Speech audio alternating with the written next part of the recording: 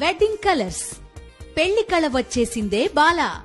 పూర్తి వివరాలకు చదవండి రేపటి సాక్షి దినపత్రిక.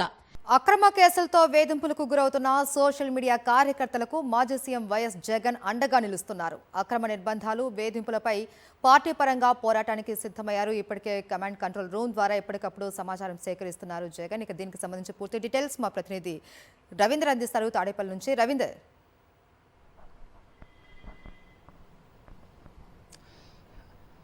మహేశ్వరి, రాష్ట్ర వ్యాప్తంగా జరుగుతున్నటువంటి సోషల్ మీడియా కార్యకర్తలపై అక్రమ కేసులు, నిర్బంధాల వ్యవహారానికి సంబంధించి వైఎస్ఆర్ కాంగ్రెస్ పార్టీ అధినేత వైఎస్ జగన్ సీరియస్గా తీసుకున్నారు. ఈ కేసుకు సంబంధించి ప్రధానంగా వరుస వెంబడి పెడుతున్నటువంటి కేసులన్నిటి మీద న్యాయ పోరాటం చేస్తున్నారు. ఇందుకోసం ప్రత్యేకంగా లీగల్ సెల్ను కూడా ఏర్పాటు చేసిన పరిస్థితి మనం చూస్తున్నాం. మరోవైపు కొద్దిసేపు క్రితమే గుంటూరు సంబంధించినటువంటి రిపోర్టర్ అశోక్ అందించినటువంటి రిపోర్ట్ ఏదైతే ఉందో సుధారానికి సంబంధించి అక్కడ జరిగినటువంటి టార్చర్ వ్యవహారం సంబంధించి వైఎస్ఆర్ కాంగ్రెస్ పార్టీ చాలా సీరియస్గా తీసుకుంది. ఆ సుధారానికి పూర్తి స్థాయిలో న్యాయ సహాయం అందించాలని కూడా వైఎస్ జగన్ ఇప్పటికే పార్టీ సంబంధించినటువంటి లీగల్ సెల్ ప్రతినిధులకు సమాచారం కూడా అందించిన పరిస్థితి. ఎందుకంటే ఇప్పటి వరకు రాష్ట్ర వ్యాప్తంగా దాదాపు 7 ఎస్పీలతో పాటు 22 మంది సీఐలు ఈ విధంగా అత్యంత దారుణంగా వ్యవహరించినట్టు ఇప్పటికే వైఎస్ఆర్ కాంగ్రెస్ పార్టీ గుర్తించింది. అందులో భాగంగా చెరువులూరుపేట సీఐ రమేష్ మరీ దారుణంగా కించపరిచే విధంగా చేసినటువంటి వ్యాఖ్యలు కానీ, ఆ సుధారానికి సంబంధించి అత్యంత దారుణంగా ఆమెను కొట్టినటువంటి తీరు కానీ ఇవన్నీ చూసిన తర్వాత రాష్ట్ర వ్యాప్తంగా ఒక భయాందోళన గురి చేయాలనేది ఒక లక్ష్యంతో ప్రభుత్వం చేస్తున్నట్టు కనిపిస్తుంది. ఈ నేపథ్యంలోనే వైఎస్ జగన్ చాలా స్పష్టమైన ఒక ట్వీట్ కూడా చేశారు.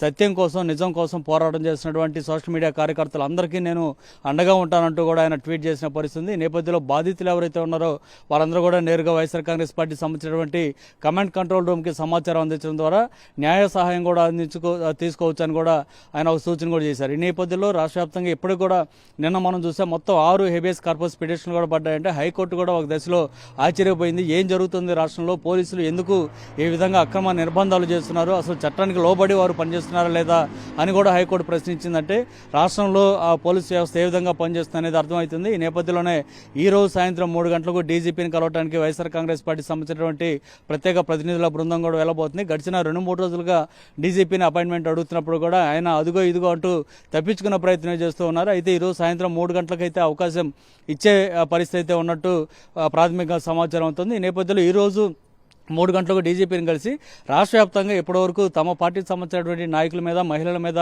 టీడీపీ సంబంధించిన నాయకులు ఏ విధంగా అయితే ట్రోల్ చేశారో, అత్యంత దారుణంగా కించపరిచే విధంగా పోస్టులు పెట్టారు, వాటన్నిటి మీద ఈరోజు ఫిర్యాదు అయితే ఇవ్వబోతున్నారు. దాంతోపాటు పార్టీ అధినేత వైఎస్ జగన్ సంబంధించి ఆయన కుటుంబ సభ్యులకు సంబంధించి కూడా టీడీపీ అధికారిక ట్విట్టర్లోనే అత్యంత దారుణమైనటువంటి పోస్టులు పెట్టిన నేపథ్యంలో జగన్ కూడా హైకోర్టును ఆశ్రయించబోతున్నారు. పోలీసులకు కంప్లైంట్ ఇవ్వబోతున్న పరిస్థితి అయితే ఉంది. సో వీటన్నిటికి సంబంధించి డీజీపీ కానీ రాష్ట్ర ప్రభుత్వం కానీ ఏ విధంగా స్పందిస్తుందనేది చూసిన తర్వాత అనంతరం మళ్ళీ అవసరమైతే సుప్రీంకోర్టుకు వెళ్లేందుకు కూడా వైఎస్ఆర్ కాంగ్రెస్ పార్టీ ప్లాన్ చేస్తుంది. దీనికి సంబంధించి మరికొద్దిసేపట్లో వైఎస్ జగన్ లీగల్ సెల్ సంబంధించినటువంటి ప్రతినిధులతో కూడా సమావేశం కాబోతున్నారు. ఇంకా ఏ విధంగా ముందుకు పోవాలనేటువంటి అంశాలు ప్రధానంగా అనంతపురం జిల్లా సంబంధించినటువంటి జింకల రామాంజనేయులకు సంబంధించి కూడా నిన్న హెబియస్ కార్పస్ పిటిషన్ దాఖలు చేసిన తర్వాత మాత్రమే అతను బయట తెచ్చారు. అంతకుముందు 5-6 రోజుల పాటు పోలీస్ స్టేషన్లు తిప్పుతూ అతని మీద దాడి చేసిన పరిస్థితుంది.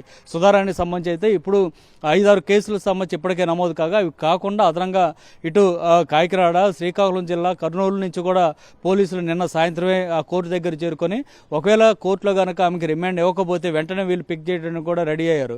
అంటే పరిస్థితి ఎంత దారుణంగా ఉంది, మహిళలను కూడా చూడకుండా అత్యంత దారుణంగా వారిని మానసికంగా హింసించడంతో పాటు శారీరకంగా కూడా హింసించిన పరిస్థితి.